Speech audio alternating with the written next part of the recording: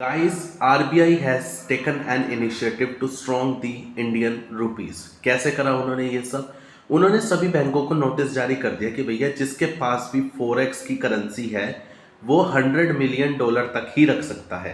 पहले इसकी कोई लिमिट नहीं थी। पहले $500 मिलियन, 1000 मिलियन, ये सब रख सकते थे। तो अब नोटिस हुआ है जारी, और देखिए जैसे ही नोटिस जारी हुआ है एकदम जो INR है वो स्ट्रांग हुआ है।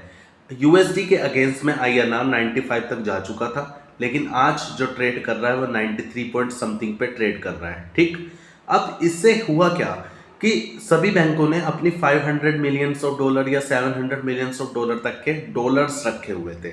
जैसे ही RBI ने नोटिस जारी किया तो उन्हें एक लिमिट आ गई कि अब वो सिर्फ $100 मिलियन तक रख सकते हैं। बाकी के जो $400 मिलियन मेरे एग्जाम्पल के हिसाब से जो है वो उन्हें मार्केट में सेल करने पड़े, यानी डॉलर्स को सेल करना पड़ा, रुपीस की डिमांड करनी पड़ी। जैसे ही रुपीस की डिमांड हुई और डॉलर की सप्लाई बढ़ी तो INR अपना स्ट्रांग हो गया।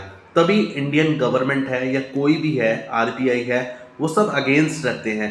जैसे आप फॉरेक्स मार्केट में देखो कि डॉलर्स की डिमांड बढ़ेगी तो अपना INR उसमें क्या हो जाएगा, वीक हो जाएगा। तभी सरकार फॉरेक्स मार्केट को या फॉरेन जो ट्रेडिंग है उसको सपोर्ट नहीं करती है, ठीक है, क्योंकि हमारा INR उससे क्या हो जाएगा, वीक हो जाएगा।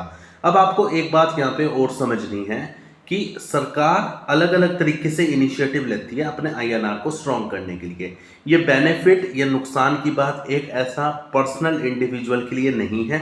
देखिए, जो एक्सपोर्ट कर रहा है उसके लिए फायदा है, जो इंपोर्ट कर रहा है उसके लिए दिक्कत है। सरकार इंपोर्ट करती है ज़्यादा, ठीक है, हमारे यहाँ ऑयल आता है, गैस आता है, तो ग्लोबल फाइनेंशियल करेंसी के तौर पे आता है, यानी डॉलर्स में पेमेंट होती है, तो सरकार को ज़्यादा पैसा देना पड़ता है, ठीक है।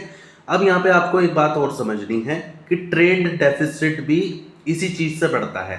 जब हम इंपोर्ट ज़्यादा कर लेते हैं और एक्सपोर्ट कम होता है, जब डिमांड ज़्यादा होती है, सप्लाई कम होती है डॉलर्स की, तभी ट्रेड डेफिसिट आता है, ठीक है। वीडियो अच्छी लगी हो तो चैनल को सब्सक्राइब जरूर करना।